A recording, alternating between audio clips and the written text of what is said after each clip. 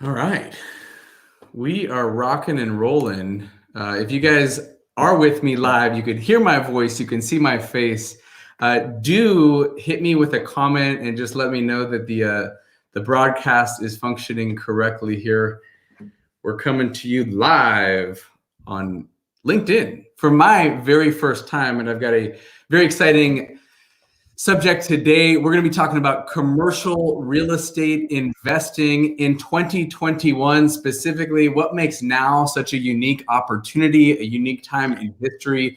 We're going to be going through some of the biggest and best opportunities. We're going to be talking about some of the pitfalls to look out for. And then I think most importantly and interesting, look, if you're joining live, great opportunity to ask questions. So I'll be bringing in my buddy here in just a second, Mr. J. Scott Shield. And you guys all have the opportunities to ask us questions. Scott doesn't do office hours very, very often, so it's a fun environment to be able to do that. Let's see if, Scott, I can bring you in here. And boom, there we go. John Brinkos, good to see you, my man. Kevin Wittenauer, I see you, buddy. Michael Muniz. Hey, do this, guys. Adam the Brit, hello, brother. Why don't you guys type in, where are you joining us from? I think, Scott, you're in beautiful Cleveland today, is that right? Cleveland, 50 and high ceilings, high visibility. I might have to go for a flight. But you just got back. You were on the road. Were you looking at deals? Yeah, we're looking at deals. We were actually looking to pick up some, personal residence, right? We were looking around, just kind of getting a sense where we're going to plant a flag in the great state of Florida. I think there's a mass migration there. And, with the new tax structure and a bunch of other stuff, it's one more shelter that has to be added to the portfolio. Right on. Cool. All right. So this is really slick. I'm able to pull your guys' questions up here. So as Scott and I are chatting about some of the content, you guys can be part of the conversation here, and we can really make this interactive. So how fun. Newport Beach, Virginia Beach, Kent, Washington, Las Vegas. What's up, Victor? How fun. So let me just do this. If you guys haven't met my good buddy Scott yet, I want to take a moment to introduce him to you and just share how big of an impact he's made in my life. And arguably, Scott, from a financial standpoint, probably more than anyone else I've worked with. You showed me the light. You shook me aside and shook me when I was out flipping houses and just said, hey, there's a whole new world here, the commercial platform where, you can kind of do what you're doing, but with an extra comma and more zeros behind it in a lot of ways, right? Cash flow, in appreciation, in tax advantages, in loan pay down. So all the numbers were a little bit bigger and arguably more exciting. And you've not just coached me, but you've coached and mentored hundreds, thousands and thousands of very, very successful people now. And so I think you bring a really unique viewpoint. I think you've probably played in more of the food groups when it comes to commercial real estate than anybody that I know. But you don't just invest in commercial real estate. And so you can give a unique outlook that very few people can. Like some people just focus on a single asset class or a single vehicle, but you have played in a lot of different places. So maybe if you want to take a 30-second quick introduction, give us some of your background and qualifications to talk about commercial real estate today. Awesome. Well, Sean, thanks so much. Again, very gracious. Appreciate the acknowledgement. You've been a great friend, and it's been nice to mentor you throughout this process. And I'm really excited to see where you're going with things. So, I guess the best way to say is, I've been in commercial real estate in general for about a quarter of a century now. Starting to show on my face, right? You can see it a little bit. I'm not as young as I once was, but it's been a great ride. I've had the good fortune to really speak with millions of people, tens of millions really, over the last 20 years since I've been mentoring folks. And really doing it professionally since 2002. So today we're entering our 19th year, which is pretty exciting, of mentoring folks. And then as far as, our one-on-one coaching programs, you're right, tens of thousands of folks have come through those programs, been to our live events, and really all walks of life. You name the shade of humanity, they've been there. You've named, the gender, they've been there. You name the educational background, or, everybody from, the upper crust all the way down to, folks like me who, grew up, relatively poor, to people who really just coming out of bankruptcy and, devastated in their lives, to kind of give people a little bit of optimism, a little bit of a view of what their life can become. I always tell people, it doesn't matter what's happened up until the point you met me. I believe in you, because I've seen people from where you're coming from go out and just make what was a complete hash mess of a life and turn it into something that made them iconic role models, and really somebody that was able to inspire other people because of what they were able to overcome, right? The story about the guy who has it all isn't a compelling story unless they had to do something to get there. And so, I don't care where you come from. I don't care if you failed. I don't care if you've been rejected by the person you love the most. I don't care if your business got destroyed through the COVID pandemic. I don't care if your mom told you were ugly. Okay, we believe in you. We know you can do it. And because of that core philosophy, right, I've been able to take people that many folks would have thought, this guy doesn't have a chance at getting involved in something as perceived complex as commercial real estate is, and we've been able to turn them into millionaires. And it's an exciting thing to empower people with a vision. Now, some people make it happen quick. Some people take time to make it happen. But for us, we've put together an environment and a structure that allows people to kind of plug in and to do it in their own way, right? This isn't a one size fits all. This isn't an off the rack type of a thing. This is custom fit tailoring. And the beautiful part about it is you get to be your own tailor. You get to design the lifestyle that you want. You get to, choose, like you said, which food groups of commercial real estate you want to take a steady diet of. And then what I'm going to do is I'm going to help you, create that vision and then keep you on track. We do a lot of check-ins with folks, not only myself, but our overall network. And so, I've been very blessed to speak to, again, all these people and share the stage with a lot of very, very influential and powerful people. I'm just a regular guy, and I love being a regular guy. It allows me to live the life that I always wanted to as a young man, but to do so on my own terms. Well, and I just want to thank you again for doing what you do. Not everyone who's been as successful as you chooses to teach and share, what they're doing. And it's been really fun for me to see your own portfolio and how you manage it and how you've grown it. And I'll tell you, I spent probably 5 years investing in real estate before I even realized commercial real estate and multifamily was a thing, and that this world existed. And so it's one of the reasons why I'm grateful that you're doing this today, and why I'm starting to share more and more of it with my network, because I think if people were aware that they could participate in deals, that they could own a piece of a institutional grade asset and enjoy the, kind of the for-profit centers, right? The cash flow and the loan pay down and the appreciation and the tax advantages all compounded together, they'd kind of be crazy not to do that. So we're going to go through a few of those questions today. I want to encourage you guys to ask questions as we go along here. But I thought, Scott, it would be really fun for you to share how you think about commercial real estate investing as a vehicle versus, let's say, the market or single family homes or gold or Bitcoin. There's all these options you hear about today in the headlines. What is it that has attracted you to this asset class? And is it fair to say that, most of your net worth is in commercial real estate now? I know mine is. Yeah. No, it's a great question, and I appreciate it.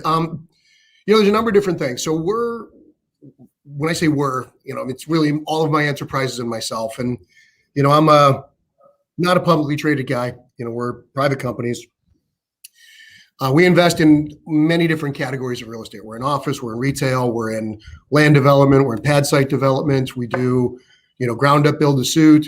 We do multifamily. We do everything from Class C rehabilitations for affordable housing all the way up to ground up, market rate, Class A amenity, brand new builds and, core markets, hospitality, entitlement, land development, remediation and abatement of environmental concerns, energy, recreation, golf courses, pipelines, agriculture.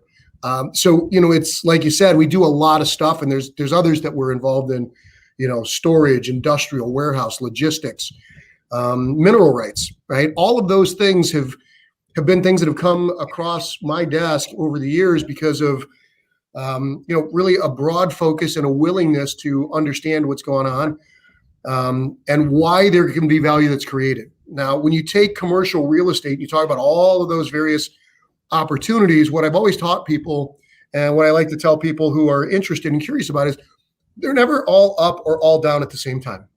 There's always an area where you can be successful if you want to drive forward. There's always an area where you can find value where it's underappreciated, meaning that investors aren't targeting it. And when I take a look at that, I always like commercial real estate, let's say over a Bitcoin or over the stock market, or let's say over precious metals, because there's two things about it. One is that it's a fixed asset, and fixed assets are always a hedge against inflation. They're always a hedge against currency risk. They're always a hedge against bubbles in marketplaces. All you have to do, even if the market price drops, what I always say is, commercial real estate has a value, but that value doesn't really matter as long as the cash flow is there. If the cash flow is supporting the asset, it doesn't matter whether it's worth 10 million or whether it's 2 million today.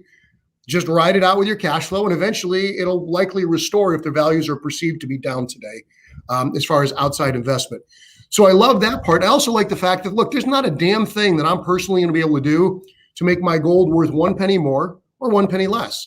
There's nothing to do to Bitcoin to make it worth more or less.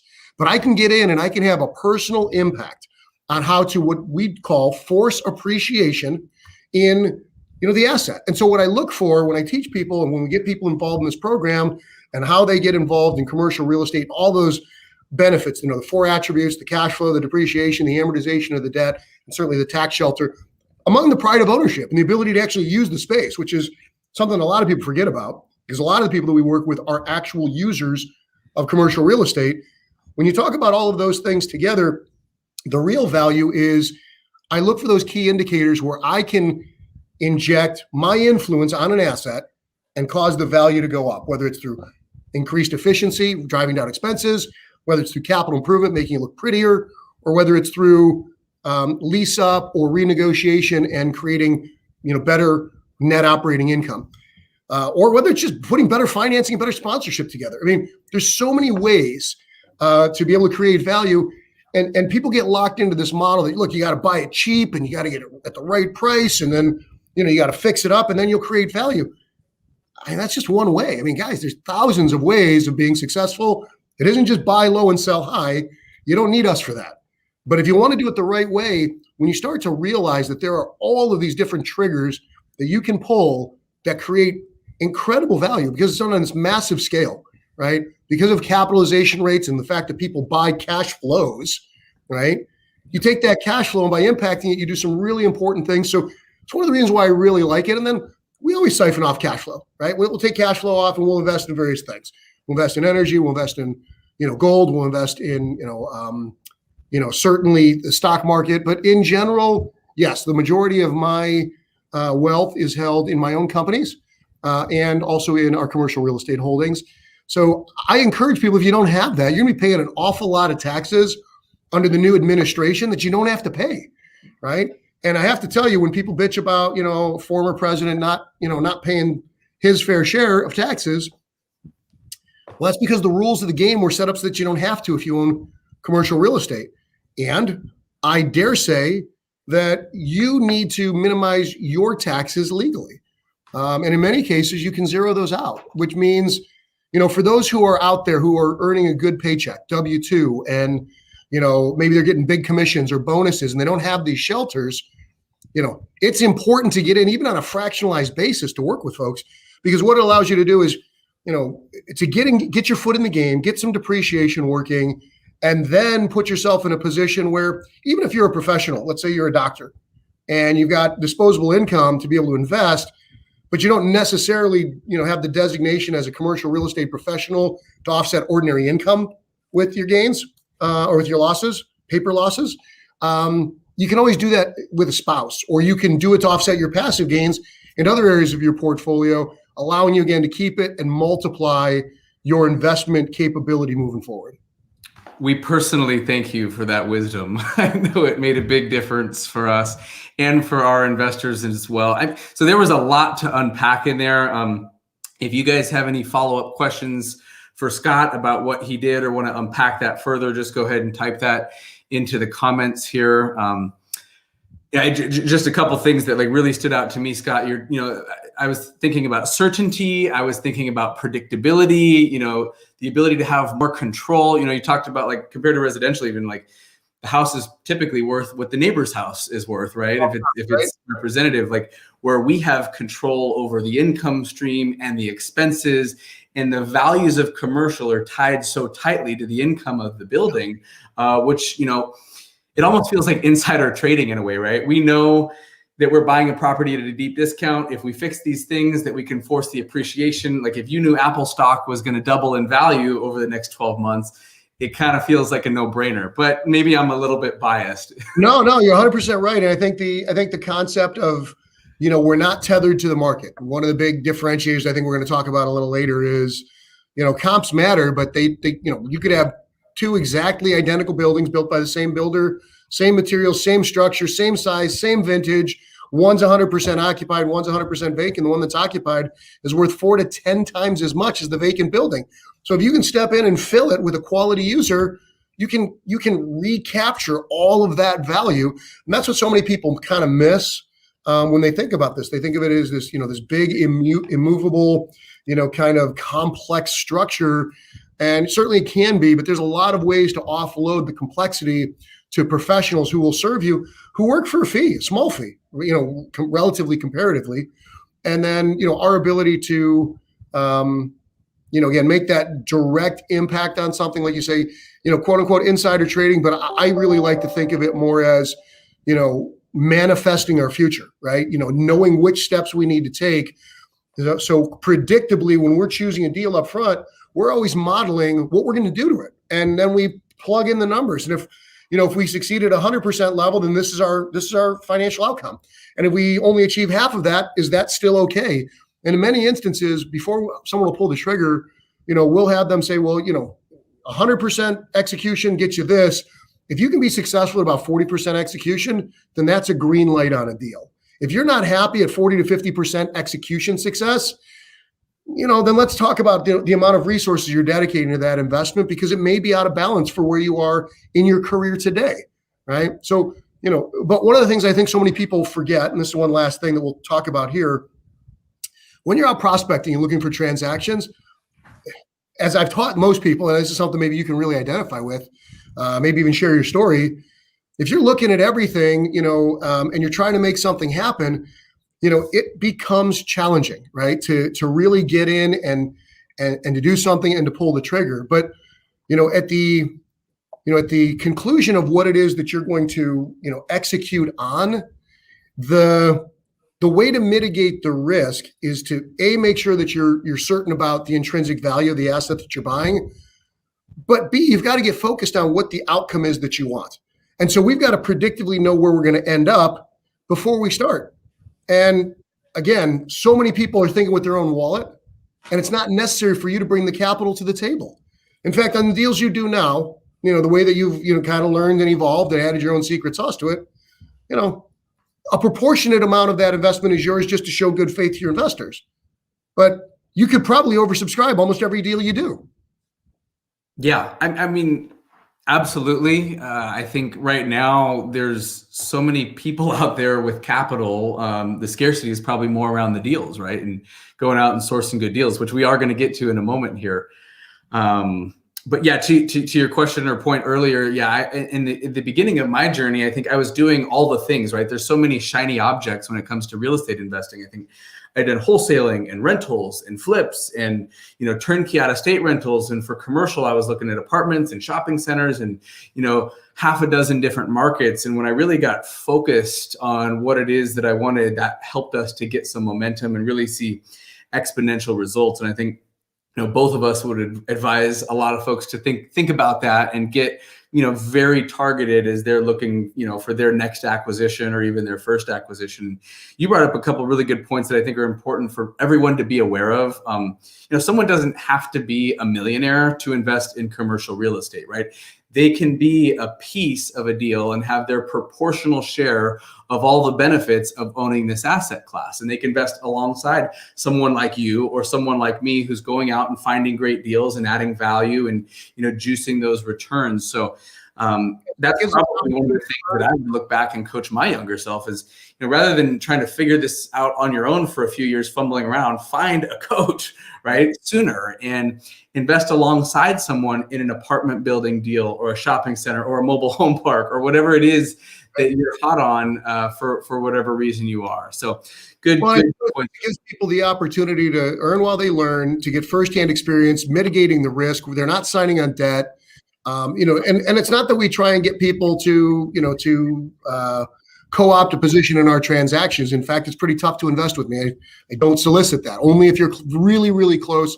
I don't do major offerings. It's just not the way that I go. And I think you're kind of similar. You kind of keep it relatively tight. But if people knock on your door and you warm them up and they get to know you and you know it's an appropriate investment and they're an accredited investor, then you open up the opportunity.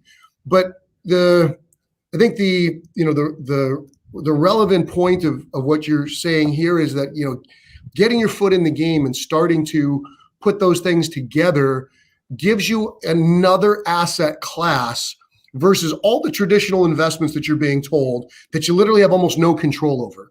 And, when people say, well, Scott, how are you going to pay for college for your kids? I mean, I got 5 young kids.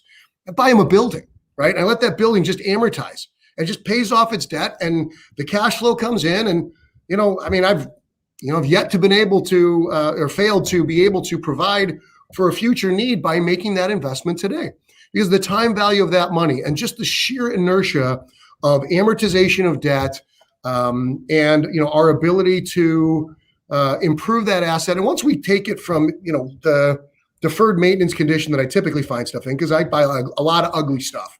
I buy pretty stuff too. I build pretty stuff, but I buy a lot of ugly stuff because I'm not afraid of it, right?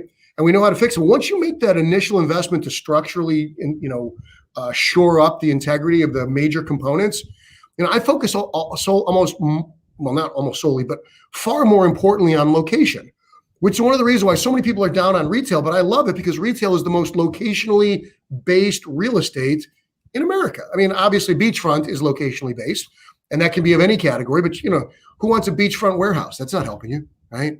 So the concept is if you use the right data points, you can build a portfolio that's going to sustain you.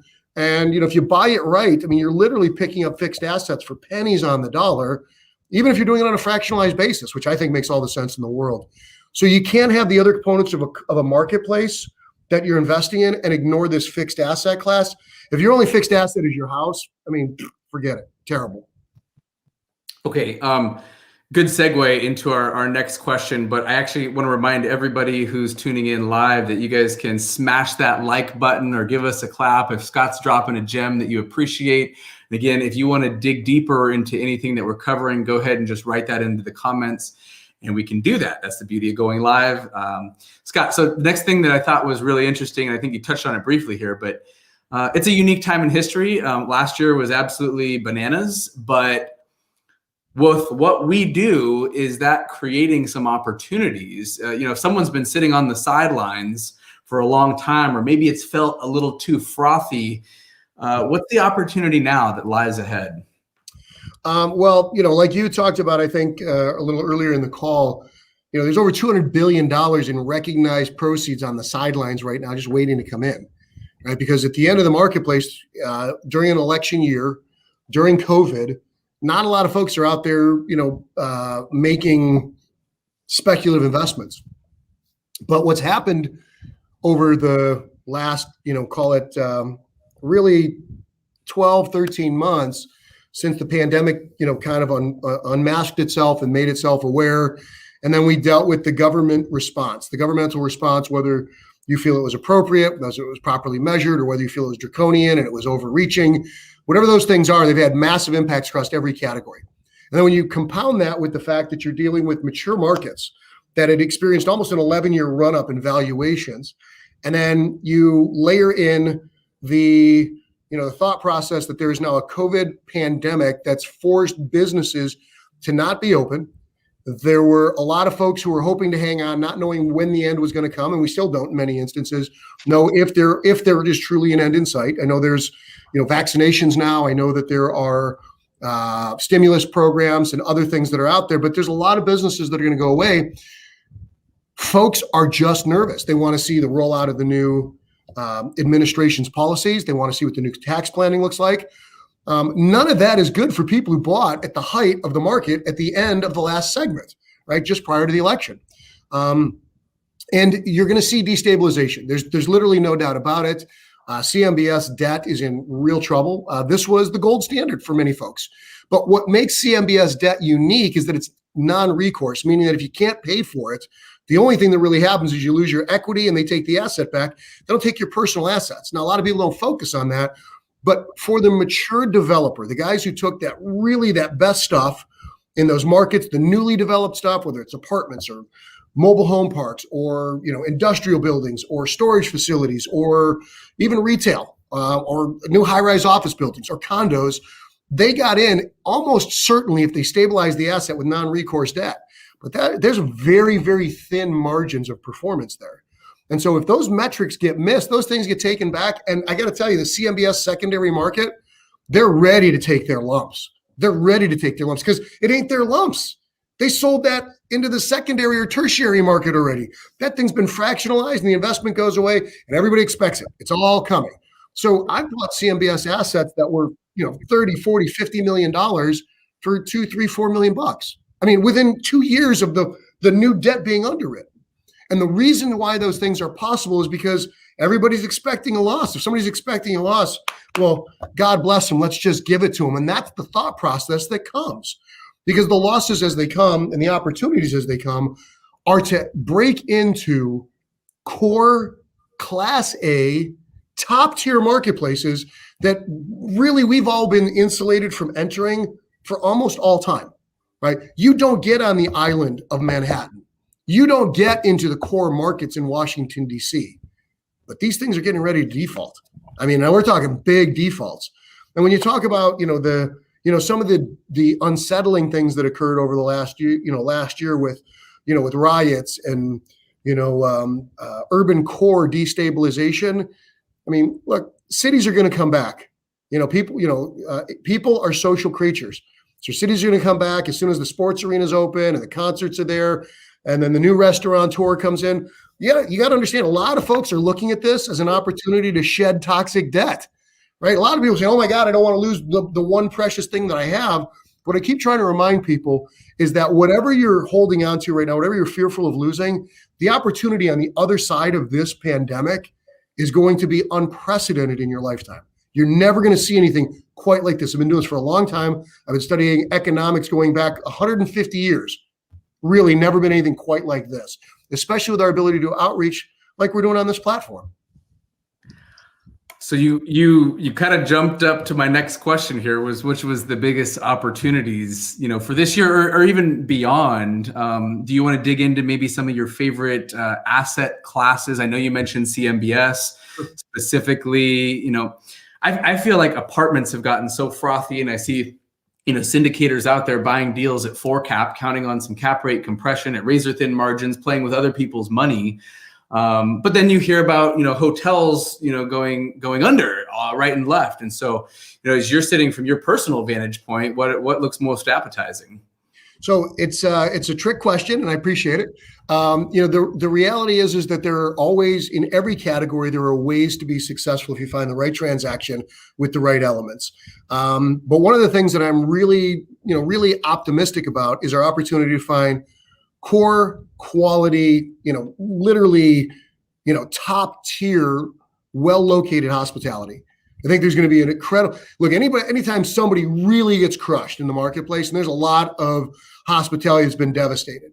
And I don't believe the stimulus package, as I've read it, is providing enough to stabilize that. And most of those core assets are, non-recourse backed debt, which means that, look, if you want to stabilize the rest of your portfolio, you take the stuff that isn't actually performing and you shed it. So I love hospitality.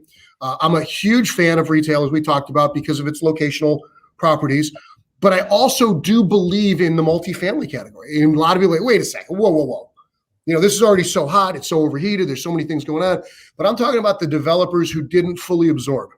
The ones that had to have, they had that 1.19 debt coverage ratio at top of the market rents that they're not going to be able to achieve, that they're not going to be able to get the absorption, meaning the occupancy of the new units that they're delivering to the market. And those that are stuck in mid-development, right? right? They can't even make their next draw with a lot of the banks come, second or third quarter this year, because the banks are like, look, you got a math problem, bro. Your rents aren't coming in where they were, which means we need $20 million more in developer equity, or you're not getting one more draw. I got caught up in that storm last time, and I ended up, thankfully being blessed to find an exit. But the reality of it is that there's a lot of folks who are going to be in trouble with that. So I love those, because when you talk about buying at 4 cap, multifamily, and you say, well, look, you're hoping for cap rate compression. Actually, in a Class A model, the goal in the way that I have succeeded with it, the way that I teach it, is it's just not that quick turn model. It's not that 1 to 3 year model. It's a 5 to 10 year model, because your natural amortization of your debt creates an unbelievable delta. And if you're able to compete on, rental pricing, meaning that it's not skewed in the beginning, you're not buying it where you got to get $4 a foot to compete, but you're kind of competitive with better amenities and newer asset class, you're going to be saving on your operational expenses, where a lot of people are going to be suffering those. And because there's going to be a huge spike in energy prices, and you're dealing with a fixed rental rate in multifamily, a lot of people are going to go upside down, right? So, with the war on fossil fuels, the cost of going ahead and sustaining non-subdivided utilities puts those almost out of the asset class, right? They're really going to be hurting. So there's going to be B and C stuff coming back to the market with a lot of people who buying lots of courses online and learning how to do apartments. But it's the Class A stuff that I think is really going to give you the value, because amortizing that debt, going ahead and creating unbelievable shelter to form capital. The depreciation, massive. We built a $45 million deal 2 years ago. We stabilized it last year. Today we're still operating at 97%, and we've gotten our nuisance raises. So those nuisance raises with the pay down of the debt, with quality financing, put us in a position to do some really cool stuff. But not everybody's going to be in that position. They're going to miss out on that. So those are my 3 favorite food groups. If you want to talk about my least favorite food groups right now, I don't like office, especially urban core office. I think it's going to be a while before people figure out how to make that work. I'm not a huge fan of industrial right now, because I think it's been an overheated market, hotter than it's been in 50 years. And we're going more to offshoring, and we're going more to a global marketplace again. Supply chain disruption, like we were talking about offline before we got into it. Those things are problematic.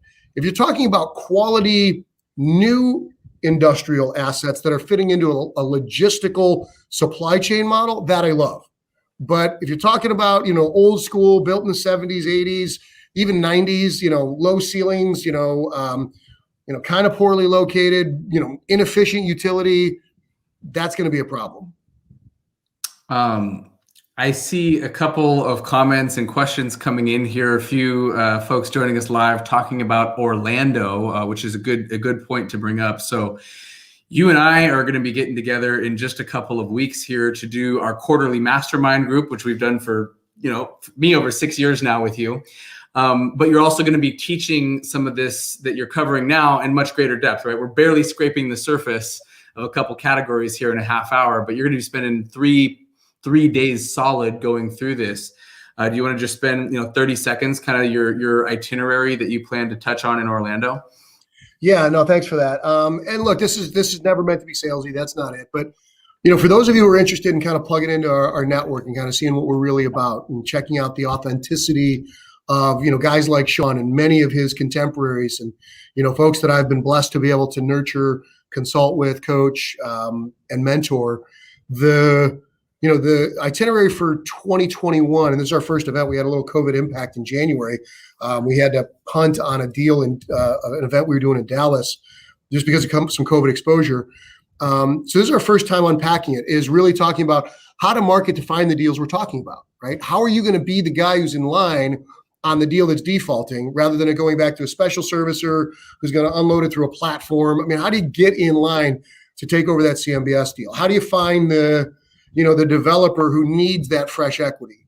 How do you inject new ideas and new management into somebody who's struggling, or somebody who inherited an asset in a collapsing marketplace, didn't really want it in the first place, thought they were going to be inheriting a benefit, and now they get this headache.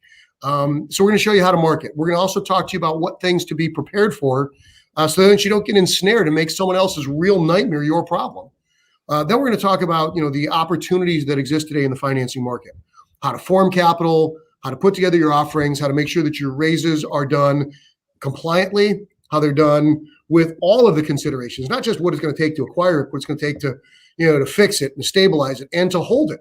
And then to figure out what financing needs to be bolted on in that first window so that you can get into a position of making sure that your second gen financing, which is usually the one that sticks and becomes our permanent debt, serves all of your windows. Because I know a lot of guys who have CMBS debt, they have blackouts. They'd love to sell right now at the top of the market, and they're locked out because of their prepays, the yield maintenances, defeasance, and other things like that. So then we're going to get into management. We're going to get into marketing. We're going to get into leasing, capital improvement, and really then, because it's such an intimate one-on-one or one-to-many, but really people coming and asking these questions directly, really whatever's on people's minds.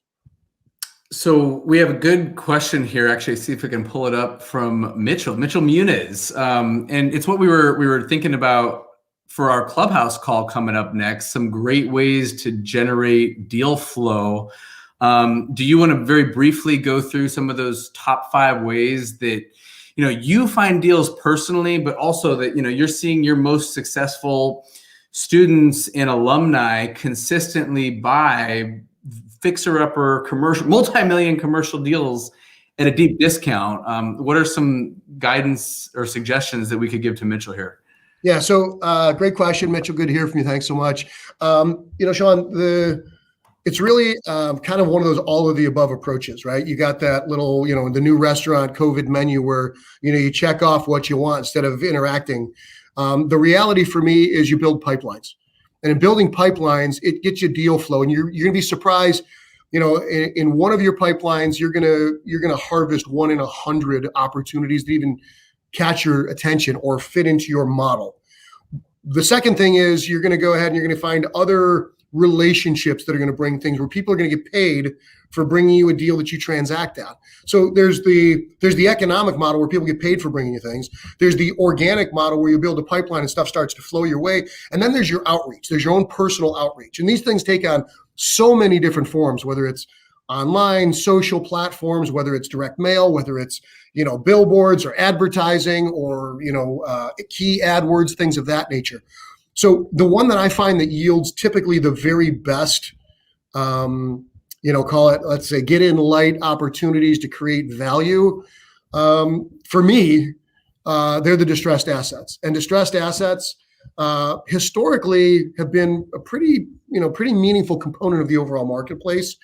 But at the end of the last cycle, there wasn't a ton of distressed stuff, right? Because you always had somebody willing to come in and pay a good dollar based on what could be there. But that's not going to be the case in this wave. In this wave, the amount of assets that are going to be defaulting are really, truly going to be overwhelming to the lending institutions. In fact, I recited a statistic on our most recent mentorship call that the number one concern for global financial institutions is defaults of commercial real estate assets over the next 24 months. That means it's the number one thing that's going to cause a problem.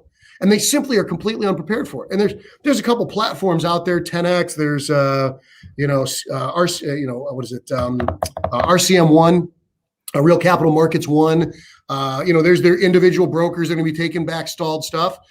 But I got to tell you, that's my favorite to get big discounts. Now, that having been said, direct mail campaigns work fantastically. I've been doing them since before I started teaching. Back in the 90s, it was mail campaigns. It'd be like mail, snail mail, Scott, email. Yes, absolutely.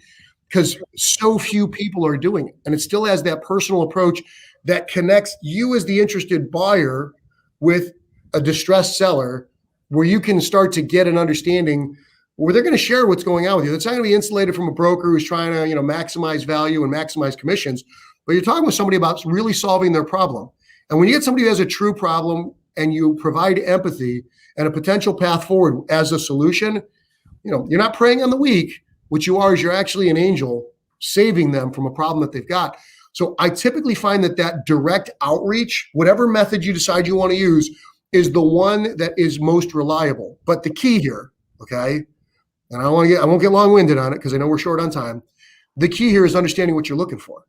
right? If you're just blasting out, taking everything that comes your way, the man who has, who everything meets the standard has no standards, right? So what you've got to do, you got to decide. And we usually make this real simple, and I'm going to give it real succinctly. You got to pick 5 markets you want to go into. One of them should be your market. One of them should definitely be your backyard. So one of them is where you've got family that you love, you got boots on the ground. One should be a place you like to visit and you're interested in. One should be a place where you want to retire. And another one should be a marketplace that you think is just, booming and about to explode. If you pick 5 markets and then 2 categories, for me, my primary categories are the entire world, because I've got, so many folks that are outreach, that are bringing outreach. Oh, and this is a point that I wanted to bring up earlier. If you come across a deal that doesn't meet your personal criteria, if you're plugged into a network like ours, we've got thousands of people who'd be happy to take that off your hand, give you a piece of equity, sponsor that with you, help you promote that transaction. So don't let it die just because it doesn't meet you. If it's a good deal and it's either out of size, out of scope, out of scale, or out of market, there's always somebody, if you're in the right network, who's going to take a look at that. And in our network, we have channel integrity. So if Sean brings a deal to the table and he shows it to me, if he says, if we can't come up to a meeting of the minds on, what his end and what I want to pay for it, he gets to move on and go talk to everybody else. I do not, even as the chairman of this whole network, ever backdoor somebody and, start to negotiate on my own behalf in his stead, right? It's channel integrity. And those are important things. So, it really gives you the ability to focus on your 2, primary categories. And for most people who are getting started, I almost always tell them, don't ignore multifamily because it's just a nice transition. And then 2, pick something else. And then once a month, add in a new food group that you just play with, just so you can start getting familiar with how the numbers and the operations impact the value. And when you put those things together over just a nice 3, 6, 12-month window, you really become capable, and you start to see opportunities begin to germinate that are going to have massive impact, because it really only takes that one deal one time to change your life financially forever. So many good gems there. I'm smashing the like button here while I'm hosting. 2 things that I wanted to expound on a little further is, basically you were describing, when it comes to deal flow, omnipresence, right? We've got multiple lines in the water. We can have our favorite, but what we're doing when we're engaging with brokers and doing direct mail and having an internet presence and doing stuff like this, where brokers are seeing what we do all day long, that starts to bring deals forth. And in commercial real estate, it's rare that we see someone do a multi-million-dollar transaction all on their own, right? We don't need to have all the pieces of the puzzle. You could bring some knowledge, you could bring some capital, you could bring some balance sheet. And so I think it's important for everyone out there to recognize that you can get involved without having that complete picture, right? It's pretty rare that we would do something all on our own without leveraging other people's time and talents. Yeah, and in the beginning, and I talk about this very candidly, in the beginning of my career, I was a lone wolf. I was a lone wolf working in Cleveland, Ohio. First, 7 years of my career, I was only here and I was only doing it myself. I stunted so much of my growth by doing that. And so what I tell people today who are getting started is there's literally almost no reason to lone wolf a transaction. You shouldn't do it. You're taking on disproportionate risk. You're putting yourself in a position where you only have your own network and your own understanding to rely upon. Now you can plug into a network where you get the help. And a lot of people are like, look, no partners. They've had partnership issues in the past with folks. But like I always tell people, partnership problems are easily solved with a document, right? If you go to the operating agreement, you see who makes the decision. As long as, you like that, that decision chain and you have your say, you can do very, very good things. And in a lot of people's cases, they don't have the time, they don't have the bandwidth, they don't even have the confidence to be able to pull the trigger, but they want to get involved, and they should, right? You should get involved. So, of all the things that I did wrong over the beginning of my career, and I think the same thing with you, the thing that I did most right was I just got started, right? I got involved, I started learning, I took action, and I have to tell you, the solutions, the opportunities, they just presented themselves. It wasn't something that, I had to go out and reinvent the wheel. A lot of the things that we are doing are derivative of things that, are working in the marketplace. And then being able to identify those likely indicators of success. And for most people, especially when they're getting started, what I tell them, go for the quick win. Go for the quick win. When you put that first 6-7 figure check in your pocket, It's going to help you know that it's real. And the sooner you can do that, the more likely you are to have the support of family and loved ones and spouses and, investing partners and all those other things. And until then, it's all philosophy in your mind, and you don't necessarily know concrete evidence that it's going to be a reality. So just get yourself paid. And the best way that I think you can do that is really by just getting involved, getting started now. And I will tell you, in my 25 years of doing this, there's never been a more ripe opportunity where more people overpaid for assets, and there's been a global revaluation of those same assets. And there's still financing and private money on the sidelines that's looking to dive in. That really is a perfect storm. All right. You have so much more that you could share on all these topics. So if you guys are interested in digging in more to what Scott has already available, commercialacademy.com is a great place to check out. I think information about Orlando is on there too. Let's see, maybe Scott will take one more question here before we jump to our Clubhouse call. So if you guys want to switch over to Clubhouse in a few minutes at 12:30 Pacific, 3:30 Eastern, we're going to be going through the top 5 ways to find distressed properties. So that'll be our follow-up. So Faria asked, let's see if I can pull it up here. Whoop, wrong one. Medical office. And I think she's asking, what is your opinion on medical office in this market? Where do you see that going? So hi, Faria. Good to see you. Thanks for joining us. Our mutual good friend, Faria, we'll see you in Orlando. Do you want to chime in real quick, Scott, on medical office? Sure. So what you're seeing is a lot of distress in the medical community. Hospitals have suffered. You'd think in a pandemic they would be booming, but it's exactly the opposite. Their facilities have not been doing what they would normally do. There's not a lot of outpatient type surgery or elective type surgeries, which are usually high profit margin type stuff. Insurance companies are very, very nervous and hesitant to pay. So there's been a shuffle in that industry, and you're going to see consolidation. I think you're going to see a lot of folks in the medical world, they're starting to get a little bit nervous and a little concerned. I can tell you that there's going to be a big rollback and, a big focus on strengthening of the Affordable Care Act. So Obamacare, as it was historically known, and probably now it's going to be, a version of Biden care. They're going to be, modifying it moving forward.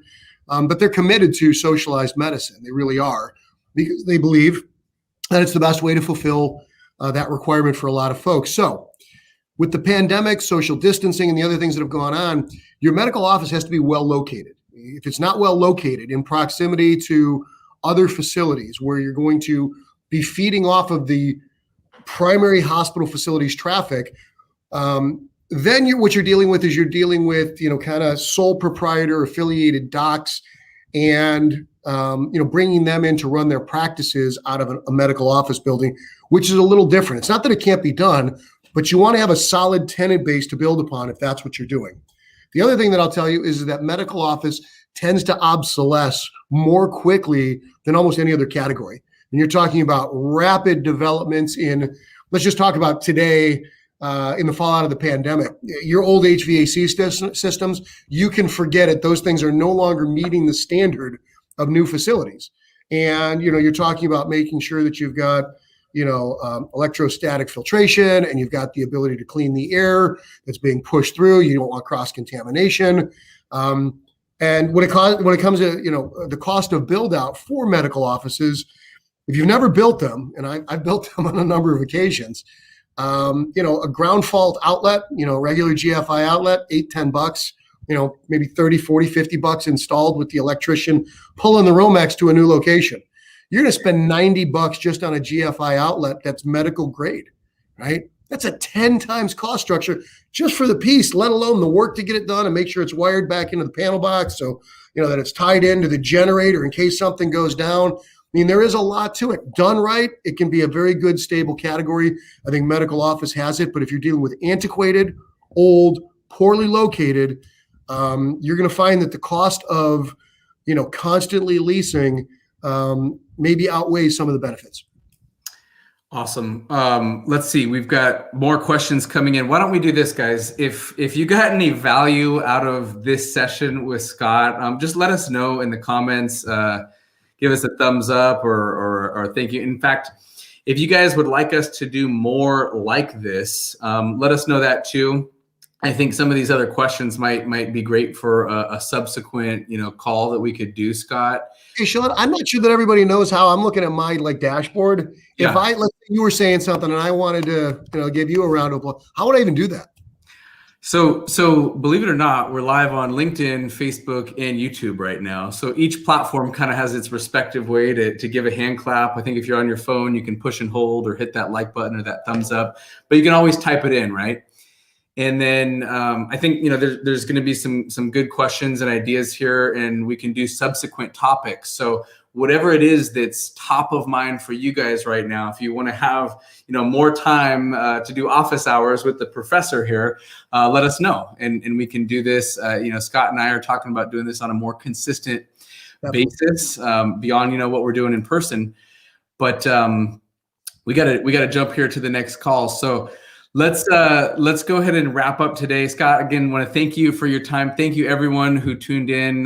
We appreciate you guys' interest and support here. I know I'm as excited as I've ever been about what's coming up ahead, and I appreciate having, what I consider to be my Jedi council, with our peer group and our mastermind group. These guys are, poking holes in all of our deals and coming up with great ideas and helping to, push each other to the next level so we can all add, as I like to say, an extra comma and more zeros to our balance sheet. So thank you, Scott. Any final words you want to leave everyone with?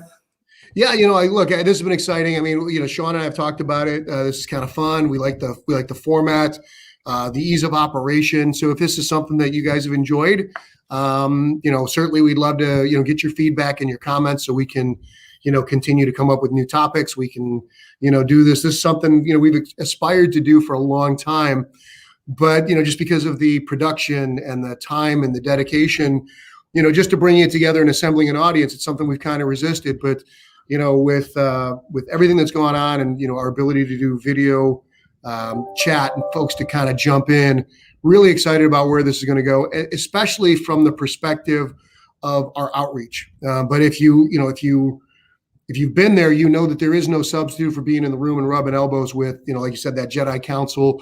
You're very proud of the group that we've managed to build over the last, 12, 15 years. I think there's some beautiful people in there with some great ideas, very generous hearts who are doing exciting things. I'll tell you, it's restorative. And in a lot of cases, it really is cathartic to get into that room with so many folks, seeing what they're doing, and encouraging, even through the darkest days of the pandemic, by coming into those environments and being together, when you see the love, the sharing, the hugs, the encouragement, the support, the creativity that comes, there really is no substitute. So for those of you who want to get into Cleveland, or not in Cleveland, get into Orlando with us coming up in a few weeks. We're going to be in San Francisco later this year. It would be a pleasure to host you. I promise you, we will not let you down. Right on, right on. All right, guys, it was a pleasure. We'll see you on Clubhouse in about 7 minutes. If you're live with us right now, talk to you soon. Happy investing out there. Stay safe. We'll see you soon. Bye-bye. God bless. Peace.